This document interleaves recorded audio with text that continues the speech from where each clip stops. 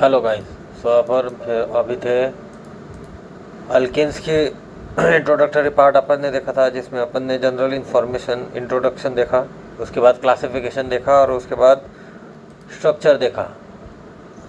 अब देखेंगे अपन isomerism, alkanes में किस तरीके से आइसोमेरिज्म रहता है वो। तो एक्चुअल में अल्केन्स में 4 टाइप्स का आइसोमेरिज्म देखा जाता है, जो है एज फॉलोज। उसमें जो फर्स्ट है वो है chain isomerism. This is due to the difference in structure of carbon chain. ये एक्चुअली होता है due to difference in structure of carbon chain. For example अगर अपन ले यहाँ पर, तो मैं एक ऑप्शन ले रहा हूँ CH3 CH2 CH double bond CH2, जो कि अपने को पता है कि ये ब्यूट-1 इन है। और यहीं पे इसी का मैं इस तरीके से भी एक स्ट्रक्चर बना सकता हूँ, जिसका नाम हो जाएगा 2 मिथाइल प्रोपेन।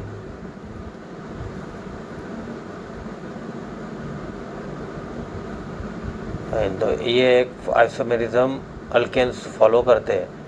उसके साथ दूसरा जो आइसोमेरिज्म है जिसको वो फॉलो करते हैं वो है positional isomerism. Positional isomerism totally based है डबल बॉन्ड चेन में कहाँ पर है उसके बेस पर। फॉर एग्जांपल ऊपर वाला ही एग्जांपल ले रहा हूँ मैं ब्यूट-1 इन का, जिसमें CH3 CH2 CH double bond CH2। तो इस वाले में जो डबल बॉन्ड है वो फर्स्ट कार्बन को ज्वाइन है, पर वहीं पे इसी को मैं इस तरीके से भी डिनोट कर सकता हूँ, जिसमें ब्यूटिन में अब जो डबल बॉन्ड है कार्बन कार्बन का वो सेकंड कार्बन पे है।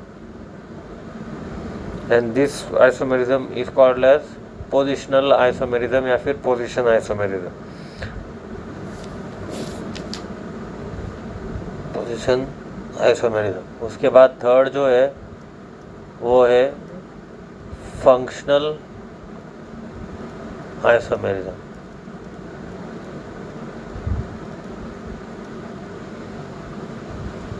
As you know, alkenes and cycloalkanes have same molecular formula. अपने को पता है अल्केन्स का जनरल फार्मूला अगर देखेंगे तो वो है CnH2n, और वहीं पे साइक्लो अल्केन्स का अगर देखेंगे तो ये भी है CnH2n। तो दोनों के जनरल मॉलिक्यूलर फार्मूला जो है वो सेम है, बट साइक्लो अल्केन्स जो है उनका behaviour unsaturated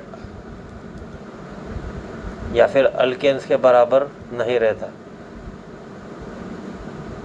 and therefore both alkanes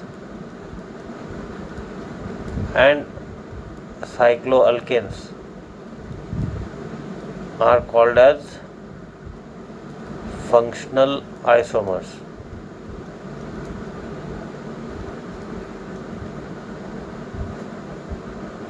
for example अगर देखने गए तो CH3 CH double bond CH2 ये है प्रोपिन। और यही इसी का अगर एक फंक्शनल आइसोमर लिया जाए तो वो इस तरीके से दिखेगा, जिसको कहा जा सकता है साइक्लो प्रोपेन।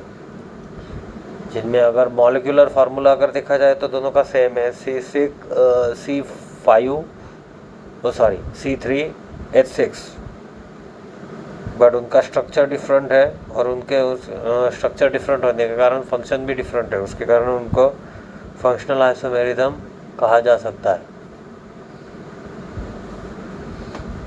और इसी के अलावा फिर अब जो सबसे बड़ा वाला आइसोमेरिज्म ज़्यादातर देखने को मिलता है वो है लास्ट वाला, जिसको अपन कहते हैं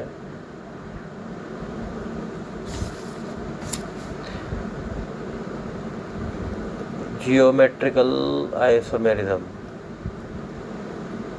और ये आइसोमेरिज्म अल्केन्स के आइसोमेरिज्म में सबसे इम्पोर्टेंट है। As we know, 2 carbon atoms are joined by single bond in alkanes, और 2 कार्बन जब एक दूसरे से सिंगल बॉन्ड से ज्वाइन रहते हैं तो they are capable of free rotation about them, capable of free rotation about them. But जब बात आती है C डबल बॉन्ड C की, तो they can not rotate freely, and therefore the जो रिलेटिव पोजीशन है उनके वेरियस ग्रुप्स के, वो फिक्स हो जाते हैं, और यही राइज करते हैं ज्योमेट्रिकल आइसोमर्स को। इनके वेरियस ग्रुप्स हो जाएंगे फिक्स्ड, जिसके कारण प्रोड्यूस होगा geometric isomers.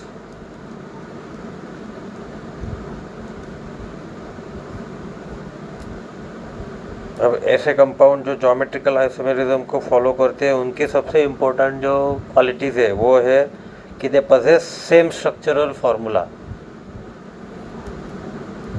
Same structural formula,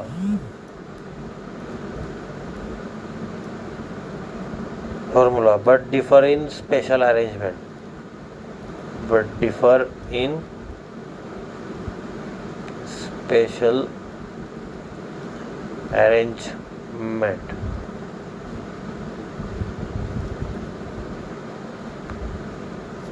about double bond, and therefore they are called as geometrical isomerism।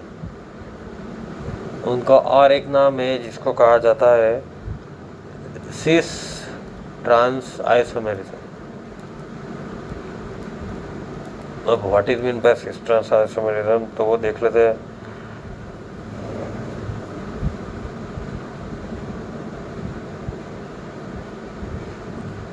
उसके पहले एक बात जो सबसे इम्पोर्टेंट है कि necessary and sufficient condition for geometrical isomerism कौन सी है, तो वो ये है कि जो 2 ग्रुप्स अटैच है सेम कार्बन एटम को, वो डिफरेंट होना ज़रूरी है। 2 groups attached to same carbon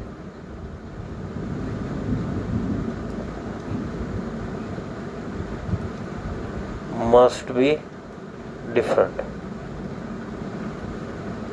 आगे एग्जाम्पल देखेंगे तो उस टाइम पे देखने को मिलेगा ये अपने को। अब what is mean by cis trans isomerism, तो वो देखते हैं। तो इसमें जो सीस है उसका मतलब है कि जो हायर प्रायोरिटी एटम्स है या फिर ग्रुप ऑफ एटम्स है वो सेम साइड पर रहेंगे। हायर प्रायोरिटी वाले एटम्स और ग्रुप्स आर ऑन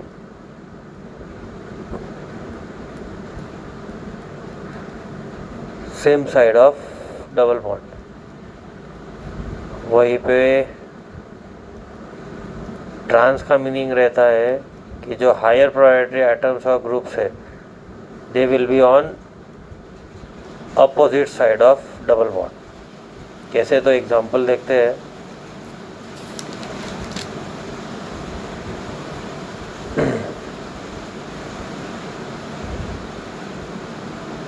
ये हो गया आपका C डबल बॉन्ड C, इसमें एक CH3 इधर है और एक हाइड्रोजन है। ये रहा C2H5 और ये रहा CH3। ओके, सो अपन देख रहे थे examples of cis trans isomerism. तो सिंपल वाला एग्जांपल रहते हैं जिसमें C डबल बॉन्ड C है, जिसमें एक हाइड्रोजन के साथ ज्वाइन है और एक साइड पे CH3 के साथ ज्वाइन है। तो अपन अगर देख सकते हो तो यहाँ पे ये एक ही साइड पर है डबल बॉन्ड के, तो ये हो गया आपका सिस आइसोमर्स। वहीं पे ट्रांस देखना हो तो सी डबल बॉन्ड सी है, जहाँ पे CH3 वाला जो ग्रुप है वो अपोजिट साइड पर ज्वाइन है, तो ये हो जाएगा आपका ट्रांस आइसोमर्स।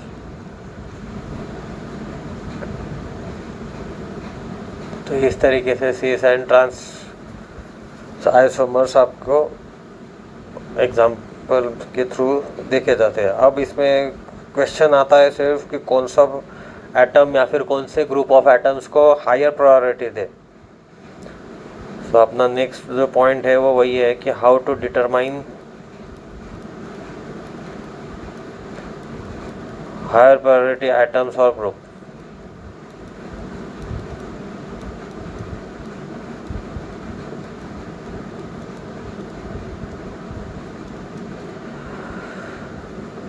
तो इसके लिए हायर प्रायोरिटी एटम्स और ग्रुप को फाइंड आउट करने के लिए अपने को कैन, इनगोल्ड एंड प्रीलॉग इन्होंने कुछ रूल्स दिए हुए हैं। According to them atom with higher atomic number gets higher priority. ये रूल अपने को फॉलो करना है, जिसमें जिसके पास एटॉमिक नंबर हायर उसकी प्रायोरिटी हायर रहेगी। सो देयरफॉर अगर देखा जाए तो कार्बन एंड हाइड्रोजन में कार्बन की प्रायोरिटी हायर रहेगी, क्योंकि उसके जो एटॉमिक नंबर है वो हाइड्रोजन से ज़्यादा, हाइड्रोजन का एटॉमिक नंबर 1 है, कार्बन का 6 है, उसके कारण कार्बन की प्रायोरिटी हायर रहेगी। अगर दो बॉन्डेड एटम्स अगर सेम है तो इस चक्कर में नेक्स्ट एटम्स का ग्रुप जो है वो कंपेयर होगा। फॉर एग्जांपल अगर आपके पास CH3 एंड C2H5 है तो उसमें C2H5 की प्रायोरिटी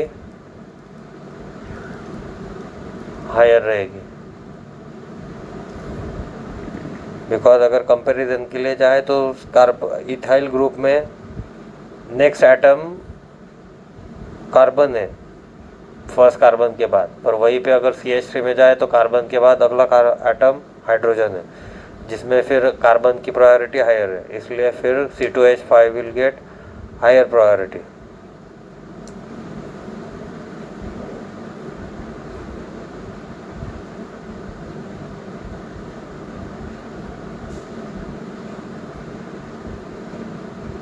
उसके बाद फिर अब क्लासिफिकेशन का टाइम आता है। क्लासिफाइंग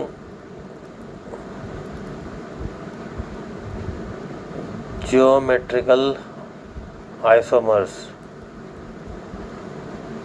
इनटू Z और E टाइप।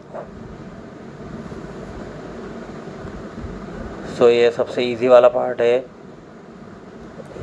Z टाइप के आइसोमर्स वो रहेंगे जिनमें हायर प्रायोरिटी वाले जो एटम्स है या फिर ग्रुप ऑफ एटम्स है वो सेम साइड पे रहेंगे।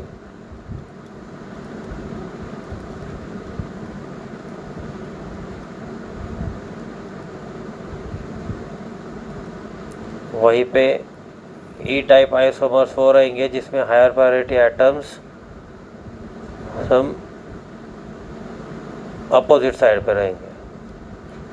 इससे फिर आप बोल सकते हो कि जो Z टाइप के आइसोमर्स है वो लगभग सिस आइसोमर्स है। वहीं पे अगर E टाइप के आइसोमर्स अगर देखना है आपको तो वो हो जाएंगे ट्रांस आइसोमर्स।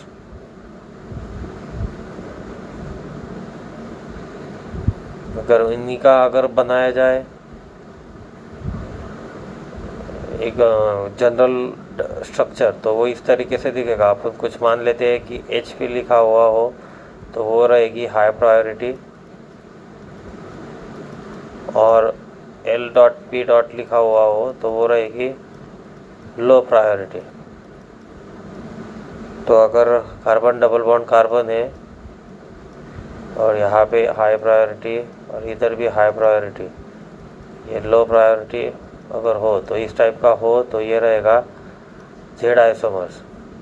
और वहीं पे C डबल बॉन्ड C है जिसमें हाई प्रायोरिटी इधर और अपोजिट साइड पर है और लो प्रायोरिटी भी अपोजिट साइड पर है। तो ये हो जाएगा आपका